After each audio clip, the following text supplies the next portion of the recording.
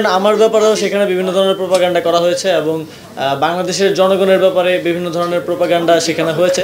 তো সেটাকে অ্যাড্রেস করার জন্য অন্তর্বর্তী সরকার বিভিন্ন আন্তর্জাতিক যেই মিডিয়া আছে তাদের সাথে কথা বলছে এবং আপনারা দেখেছেন যে আমাদের বাংলাদেশের যেই সংবাদ মাধ্যম আছে তারাও বিষয়টাকে অ্যাড্রেস করেছে এবং যেই গুজবগুলো ছড়ানো হচ্ছিল সেগুলোকে ডিবাং করেছে বাংলাদেশের মিডিয়াগুলো আমরা দেখেছি। এবং ইন্টারন্যাশনাল মিডিয়া তো অনেক জায়গায় আমি রিপোর্ট দেখেছি যে Indian media propaganda against Bangladesh নিয়ে তারা রিপোর্ট করেছে।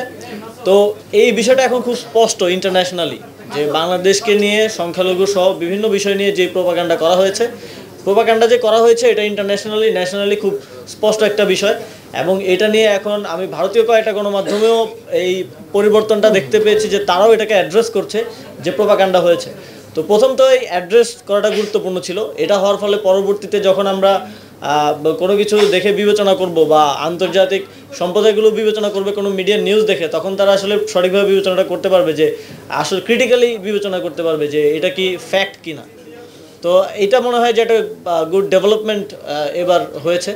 তো পরবর্তীতে এর সুফলটা আমরা পাবো আশা করি। সেজন্য কোনো ব্যবস্থা আমরা নিচ্ছি কিনা বা আমরা আন্তর্জাতিক গণমাধ্যমকে কিছু বলেছি কিনা আমাদের পক্ষ থেকে, যেহেতু আমরা এখন আইডেন্টিফাই আমাদের পক্ষ থেকে আমরা যেখানে যেখানে বলার সুযোগ পাচ্ছি, যেখানে বলতে পারছি সব জায়গাতে আমরা বলছি, বলার চেষ্টা করছি। আমাদের মাননীয় প্রধান উপদেষ্টা তিনিও গণমাধ্যম সহ আপনারা জানেন যে বিভিন্ন দেশের রাষ্ট্রদূতদের সাথে যখন কলন হয় সেখানেও তিনি বারবার বলছেন।